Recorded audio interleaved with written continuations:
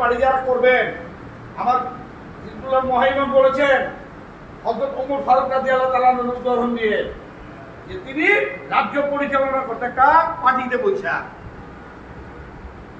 রাজ্য পরিচালনা করতে পার্টিতে বসা সারাদিন রাষ্ট্রীয় কাজ করার পর জীবিকা নির্বাহের জন্য উনি ঠিকই খলিফার কাজ করিয়া জীবিকা নির্বাহ করছে, কিন্তু কখনো জনগণের টাকা দিয়ে তিনি নিজের জীবিকা নির্বাহ করার চিন্তা ভাবনা করে না। সুতরাং ওই চিন্তা ভাবনা আমাদের ভিতরে সৃষ্টি করার জন্য, আমাদের ভিতরে পয়দা করার জন্য আজকে কিছু খ্যাতমত দিবে। এই খ্যাতমতের উসিলায় আল্লাহ পাক তাদেরকে বাঁচাবে। কেমনি ভাবে? নূহ আলাইহিস সালামের সময়, মুসা আলাইহিস সালামের, নূহ আলাইহিস সালামের সময় নূহ আলাইহিস সালামের একটা কথার উপর একটা বুড়ি বিশ্বাস স্থাপন করেছিল, আল্লাহ পাক তার উদ্ধারে পানি দেয়নি। ঠিক তেমনি ভাবে যারা আমাকে নজর বিশ্বাস করবে, যাকে পার্টিকে রণক বৃদ্ধির জন্য 1 টাকা খেদমত করবে, এই 1 টাকার কারণে বড় বড় ভূমিকম্প থেকে তাকে আল্লাহ বাঁচিয়ে দিবে। এবং সবার আগে আমাদেরকে যেটা করতে হবে, এটা আমাদের আত্মীয় প্রতিবেশী যাদেরকে বাঁচানোর প্রয়োজন, তাদের কাছে আমাদেরকে খেদমতের হাত বাড়াইতে হবে। আমি বাঁধবো, আমার আত্মীয় স্বজন বাঁধবে না, এটা আওয়ামী লীগ করে যারা পলাইছে, ঠিক না? আমি বাঁধবো, আমার প্রতিবেশী বাঁধবে না, বিএনপি করে। গত এই 15 বছর আগে, এখন আওয়ামী লীগ যে অবস্থা দেশে করছে, 15 বছর আগে বিএনপি অবস্থা করে নাই। দেশের তলাবিহীন ঝুড়ি রেখে যায় নাই। আজকে তারা কেন বড় বড় লম্বা কথা বলতে পারে না, সংস্কার পরিপূর্ণভাবে করতে পারে না? কারণ কি?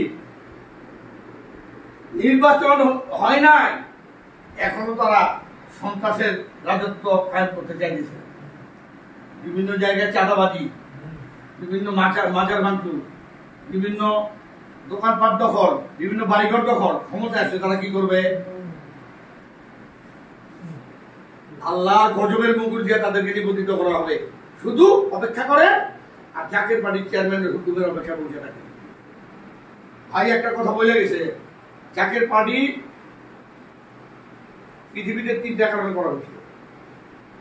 একটা হলো আজকে থেকে 1450 বছর আগে ইমাম হাসান হোসেনকে শাহাদাত করা হয়েছে, সেই কারবালার মধ্যে তার বিচার হয়নি। বিচার আমাদের মাধ্যমে হবে।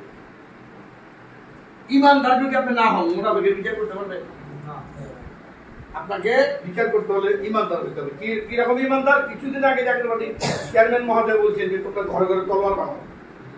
কোন তলোয়ারের কথা বলছেন? ইমাম হযরত আলীর তলোয়ারও যেই কারখানা থেকে তৈরি হয়েছে, এজিদের তলোয়ারও কিন্তু সেই কারখানা থেকে তলোয়ার তৈরি হয়েছে। কিন্তু হযরত আলীর তলোয়ার দিয়ে লক্ষ লক্ষ লোক মারা গেছে, আর এজিদের তলোয়ার হলো এজিদ পলাইছে। কোম্পানি কিন্তু একটা, ফ্যাক্টরি একটা, তলোয়ার 2টা।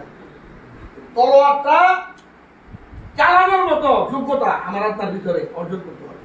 তাই আমাদেরকে হিংসা, কিনারিয়া, লোভ লালসা, স্বার্থপরতা এর ঊর্ধ্ব থেকে আমাদেরকে কাজ করতে হবে। আমরা সকলে একই ছাতার তলে, আমরা জাকের ভাইরা একসাথে থাকবো, একটা ঐক্যের ভিতর থাকবো, একটা সিদ্ধান্তে থাকবো। যে দায়িত্বটুকু পালন করার জন্য আমার কিবলা জামিনের কদমে তাদেরকে রাইখা তাদেরকে যে পরজগতের দায়িত্ব পালন করা হয়, এবং মাঝে মধ্যে গৃহজগতে পাঠিয়ে দিয়া তার সন্তান সন্ততি তাদের জন্য, সন্তানের বাবার জন্য কি করে এটা দেখানোর জন্য আল্লাহর তরফ থেকে কিবলা জামিনকে পাঠায়।